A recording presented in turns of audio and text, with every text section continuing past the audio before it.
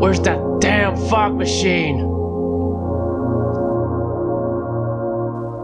Welcome back to Sophie's POV. Once again, we're still in the Halloween spirit for the last time, and what do you know? We have our guest today! We have my good clone sister friend Paula cosplaying as a comic version of Mystique. I'm sure all that body paint is worth it. Thank God it doesn't get all over my clothes. And only appearing once a year is the sorceress responsible for putting my dear Lord inside of my messed up mind. The one, the only, Tris Callista. Thank you very much. And that is a nice outfit you have, Paula. Thanks. I was really expecting you to cosplay as someone. Oh, really? How about now? Might confuse us a bit, but it works, I guess. Hey, whatever happened to Marie and Lily anyway? Oh, they're fine. Both of them are just doing typical lady stuff outside. So I have two games that I'd like to review, but I really have to cover one of them today. So be free, gotta vote by raising one or two fingers on what I cover respectively. Silent Hill or Pajama Sam No Need to Hide when it's dark outside. After that, I will review the game for the least unless I feel like it. Alright, are you gals ready? Start! Damn. Well, it's settled. Let me take you on a psychological adventure around Silent Hill.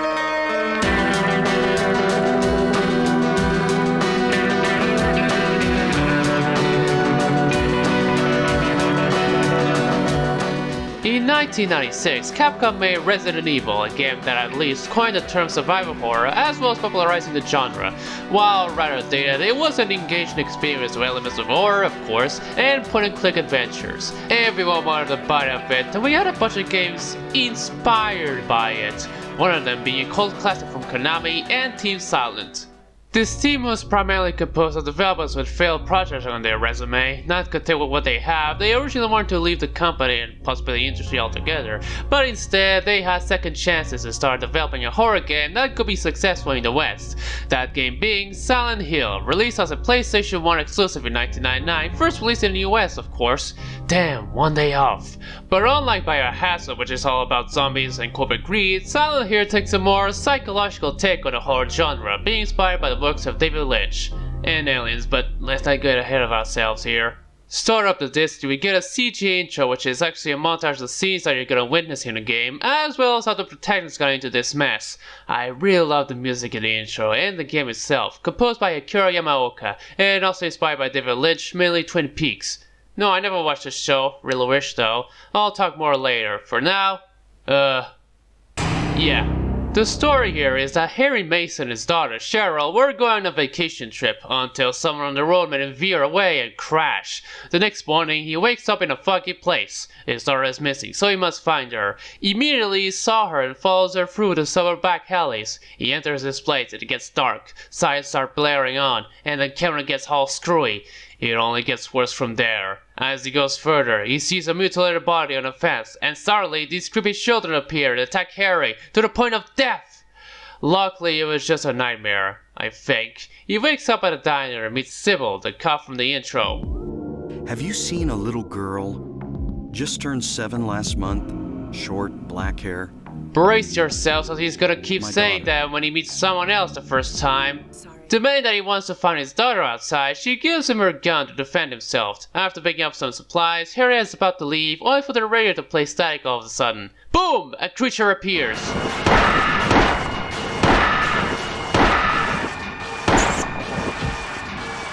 This is not a dream. What's happening to this place? The demon's dead. Now we start the game proper. Oh fuck, the fog. It reminds me of the time me and two others escaped the Nunavut facility. It was a treacherous trek getting out of there. Despite achieving my own freedom, the fog gives a sensation of uncertainty. Uncertain about my own future. Yeah, the fog in the game is sorta like it. The reason it's there is due to the limitations of the system, which can make it develop a creative in the narrative sense. If done right. I gotta say, playing with an analog stick just feels wrong. Then again, I'm playing it on an emulator with a 360 controller, which is notorious for having a shitty D-pad. For Satan's sake, this is dreadful! But even with this problem with the controller, it works well. It's tanky of course, and like Resident Evil, you hold square to run. You can strafe with L1 and R1, and pressing both makes you do a 180. It's a bit clunky since there's a delay between strafing and running, which is bothersome, but it's tolerable to say the least. In the foggy town, you come across skinned dogs and flying demons charging at you. You can aim your gun at someone in R2 and oh hey, you can move while doing so. It isn't one and shoot and you can move when using certain big weapons, but it's still more intuitive than Resident Evil. The gunplay is alright for a survival horror. Harry's a lousy shooter, the manual even says so as he never used a gun before. Despite that, the auto aim can sometimes save his ass. Other times it has a tendency to not even shoot at a nearby enemy. It's especially frustrating when you're against a group of them and Harry auto aims a down body just when you're about to be slapped. Hate it! Hate it! Hate it! The radio is also helpful as it tells you there are enemies nearby but the sound is static. They may be down but the radio says they're not down, so you kick them to shut it off. I gotta tell you, while I like the atmosphere, it's rather boring to get to the next part of town. You just run around, get into a dead end, check the map, it's quite a tedium. The fog isn't helping much, but it's an important aspect of the game and if you fix it, it won't work at all, won't it? Regardless, I don't cherish these textures as much as others, but this isn't the worst part in my opinion. I fucking despise the camera. Sometimes it stays on Harry's back, but others, it likes to screw you over and show Harry's front, looking like I'm playing a chase level in a Crash game. The bad thing about it is that I can't see where the enemies are in front of him. Sure, there's auto aim, but like I said, Harry's a lousy shooter, so I might miss a shot. That isn't to say there are no good moments when the camera is used in interesting ways, like the lighthouse part, and it provides some cinematic shots as long as there isn't anyone attacking you. But yeah, overall, I don't like it. Back to the alley where he died, Harry finds a sketchbook and a note that says that she went to a school, and another one in one of the dead hands that she went through a house with a doghouse on the front. You find the house and there's another door to get to the other side that needs 3 keys scattered around the place to unlock it. Oh come on, have you ever seen a gate or door with multiple locks in your life? Don't cancel me! Question, how did she lock the door from the outside and put the keys to their places Harry must find? She must have some strength that I don't know of. Please don't think too hard about it. Anyway, after living to the other side, it's getting darker again, and he heads to the school, which is apparently based on the one from Kindergarten Cup. I'm serious. I hate it already. Let's talk graphics first. Did you know that everyone praised these graphics back then? Joking aside, I still like the out there graphics used in horror games, and the aesthetic as well. That feeling of loneliness when you traverse through the town. The characters aren't as well detailed, but they're still recognizable, much like the items you find, with the colors contrasting the fog really well. What I despise though is the darkness. Surely intentional, sure, but the flashlight doesn't always cover much. What isn't intentional is the frame rate. At certain points it can dip to 15 frames a second and it can screw my controls. Holy fuck, I'm at the boss! There's no need to be this shuggy! The FMV cutscenes are good, even by today's standards. They're really effective in the narrative sense. I quite love them. Sound is good too, even if the voice acting can get a little awkward at times. Were you ringing that bell? I've been expecting you. It was foretold by gyromancy. Ah yes, the art of spinning around. It doesn't reach Jill Sanders levels of bad though, so I can commend the effort these guys did. Why is the radio not playing like a radio show? You call that static?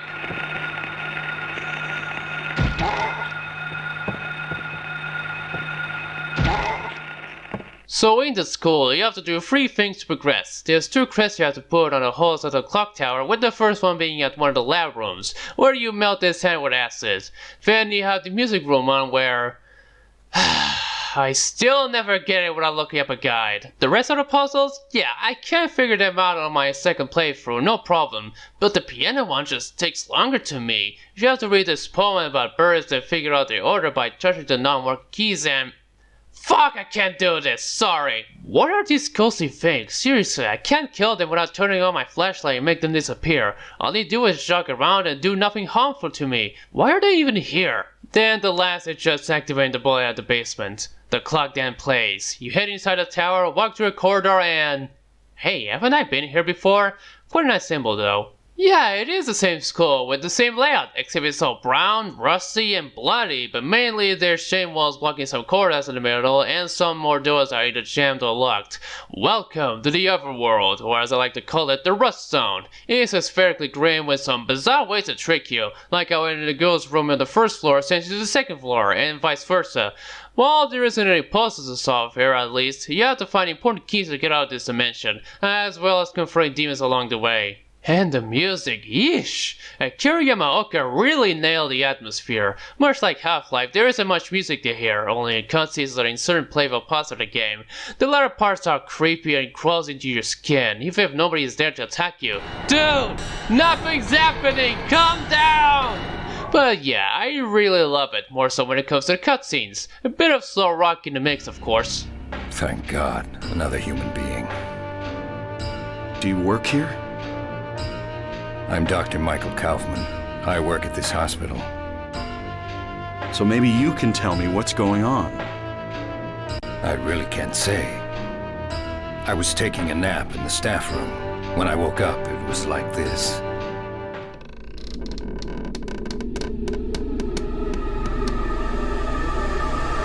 Oh god, that's disgusting. Ooh, shotgun! Oh, look at the library and look! A book of a story Harry used to hear as a kid about a guy killing a big creature by shooting out their open mouth. Wonder if it comes up in the future. Oh well, unlock the classroom door so that you can head down to the boiler room. Here's the puzzle where you have to turn the valve and rotate these pillars to a clear path. Easy enough. Oh look, a burning corpse. That's nice and all. Why am I hearing boss music? Oh shit! What is that? Why is my flashlight off and why can't I turn it on again? Calm down, Sophie. You can figure this out. You shoot to make the monster open its gaping mouth, and much like the guy from the story before, you kill the bastard by shooting at the mouth. I assume it requires more shots on harder difficulties, but in the aftermath, the sirens blare, everything turns bright yet foggy again, and you see this strange figure then fades out.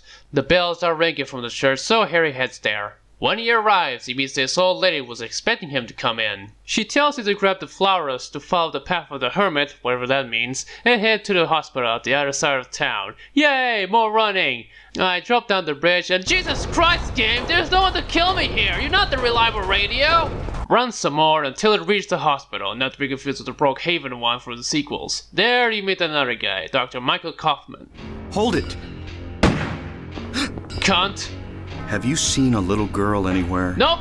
I don't know about you, but I feel cozy in these interior sections where it's daylight out there. It helps there aren't any enemies aside from the basement where you turn on the elevator. What's this red liquid?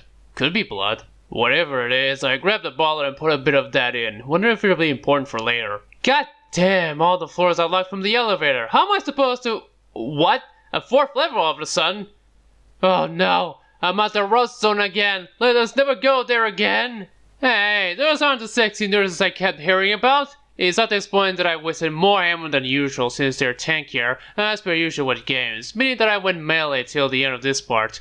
Unlike guns, using melee weapons are a matter of timing. There are some good ones, but they're big and bulky. The bigger the weapon, the longer it takes him to swing. The hammer's a great example. You can't move while you're in tech stance, so you wait until the enemies come in. It doesn't always work as flying ones are immune to them. Huh, what's this crew panel for? Hey, a VHS tape.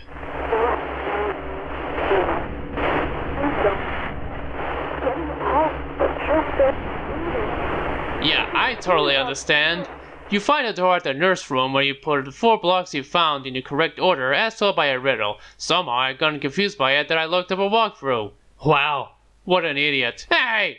You go down the basement storage room and see a hole behind that shelf. Push it, burn the vines, and what the hell is this room? Looking further, we stumble upon a room where this picture of Lord Tanner is displayed. You know, that minute from the Legend of Hell House? Anyways, here's a key. As he goes back to the examination room with his key, he meets a nurse under the table named Lisa Garland. As per usual, Harry asks where Cheryl is, but she has no idea about anything before she got sent to the Rust Zone. Then he asks about the basement, which Lisa and the staff had strict orders not to go there. And as the raid signs play, the world goes back to the foggy normal. Lisa's gone, but he meets that old woman again named Dahlia Gillespie. She tells him that darkness is slowly consuming the town, about the mark of the schoolyard, and then gives him a key to the other church, which is actually just an antique shop with a hole under this shelf. Oh, hi, Sybil. Yeah, I met this bizarre woman. Her name's Dahlia Gillespie. Do Do you know her? No. She said something about the town being devoured by darkness. Gibberish like that. Any idea what it means? Must be on drugs. Fucking narc. Sybil tells us that the town traps anyone going in, as well as cutting off communications to the outside world. Then she hints that Cheryl might have been to the lakeside area despite the world laying there being destroyed. But despite being cuffed, after Harry tells her that they go up first in the hall, she allows them. Nice altar. Let's go back. Oh lord, it's burning! Oh fuck, I'm back here. At least it dumps some exposition for us. Before this place was turned into a resort, the townspeople here were on the quiet side. Everybody followed some kind of queer religion. Was that supposed to be homophobic in that context? This was made in the 90s, so yeah. So some of the townspeople were part of the occult before Silent Hill became a resort. Afterwards, some working on the town died years ago, and who came to visit might have turned into the cult. You know what, maybe Raccoon City was a better bet, at least they had much more to visit. Ah shit, the town went full on rust zone now. Now I have to follow a path to get back to the hospital, down with the mall. Oh hi Cheryl, how are you hanging back there? Anyways, I'll save you once Oh great, now I'm under attack by a poisonous swarm. Kill it while it appears and you're done. Now head to the hospital. Hi Lisa, I just came back from killing a weird giant insect, sure it was a pickle, haha. Anyway, she tells her that there's a way through the sewers that leads to the lake. Great, now I have to backtrack all the way back to the school. But first, let me just kill another giant insect, then go back to the normal dimension and ooh, the game just took me there once I went to the bridge. Nice. Unfortunately, I'm heading to a sewer section, and there's two of them, and they're filled with these creatures. God, I hate these. Hey, I found some rifle rounds. I sure hope I can find that gun somewhere. Should we tell her? She'll figure it out. Huh, managed to get out alive anyway. Welcome to the resort area. We could go to the lighthouse, but I'd like to explore this part of town. There might be goodies. Oh, hi Mike, enjoyed that iconic track? What was it called again?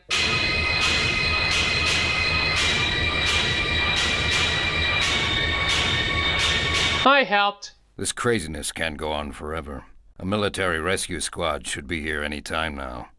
Yeah, last time I witnessed a military squad, they killed everyone and tried to cover up the mess that I somehow caused, so I have my doubts. You're not gonna question how he managed to call military help? Oh shit, I immediately forgot about that part. As Harry asks who Alyssa is, he just leaves. Okay, but you left your stuff here. Oh well, better be a vandal and find out what all this means. So we go to the incorrect term for Native American runners and unlock the door via a combination from the receipt. Then we find out there is drug trafficking involved, and it doesn't look like the good kush either. Then we see this shopping list and it tells whoever to deliver it by the rear door of the motel, 0886.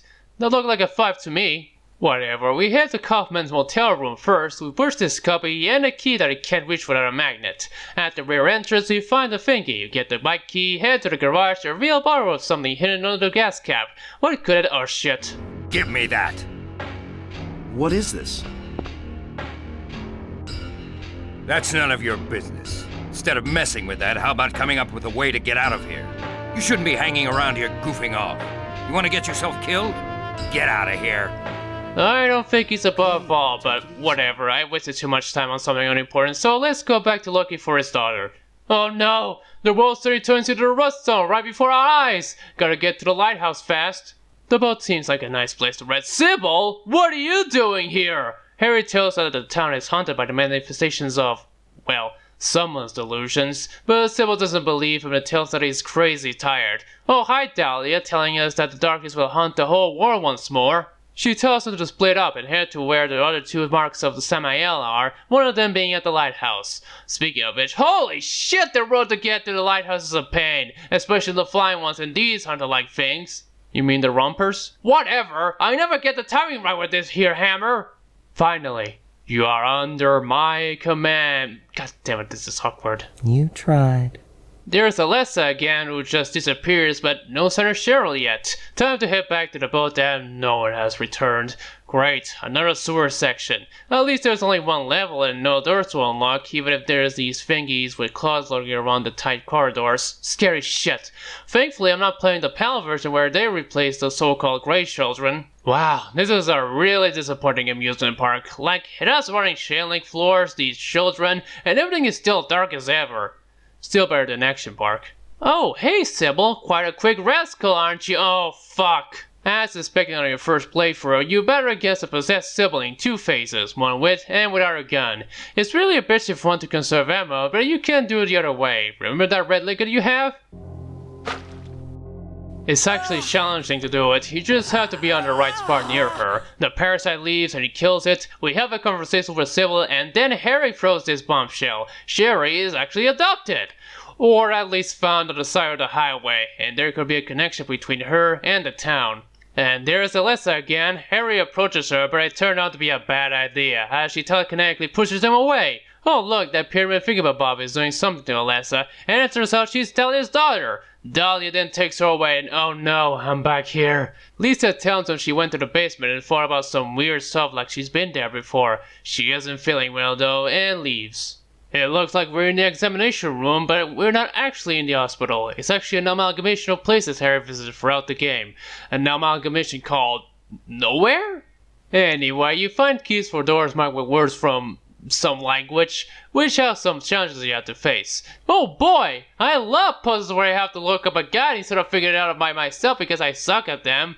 They actually aren't that hard to figure them out, unlike the piano one. There's this one where you select how many limbs these 3 pictures have to set the time stone free. There's this one where you order these names by their age and type the first letter. And there's this, for the benefit of those with flash photography, where you make shapes corresponding by these figures on the paintings. Oh, hi Lisa. Still feeling shaken about the Otherworld, aren't you?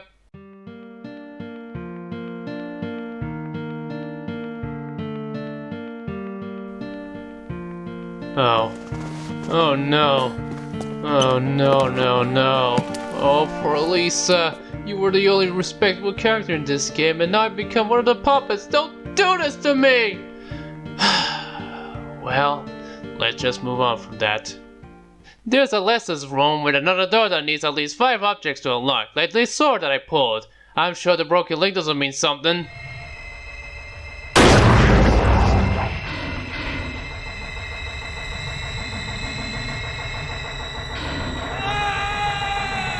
Oh shit, my first death in the game! Took me long enough even if I was playing on easy. Looking further around the Nowhere tells you that the Rust Zone is actually a manifestation of Alessa's memories, like how she was bullied at school, the fact that she liked collecting insects, and that time she was burned to a crisp. Jesus, what? Got the final thing to along the door at Alessa's room. Here's ghostly figures of Dahlia abusing Alessa as a kid. Gosh, poor kid. She wanted to be with her mother if she weren't an occult bitch. We go down further and we see Dahlia, Alessa, and this thingy on a wheelchair. Hi, Sybil. Dahlia initiates the ritual and merges the two to become one with a god. Then Kaufman shows up, betraying Dahlia by throwing down a formation ball, which turned out to be Aglofotis. It then expels a grotesque god out of her, named Incubus. And not Succubus. Come on, guys. It's your standard boss fight, just shoot it a bunch of times and avoid the lightning bolts. Same goes to the incubator if you didn't save Kaufman and discover the bottle. Yeah, aside from the first boss and Sybil Bennett, the rest of the bosses have the same standard ways of killing them. Shoot them till they die. Not that I meant that, there's still a chance to defeat them. Anyways, the incubus has fallen and transforms back to a dying Alessa. She gives her a baby to Harry and creates a portal for the trio to get back to the real world.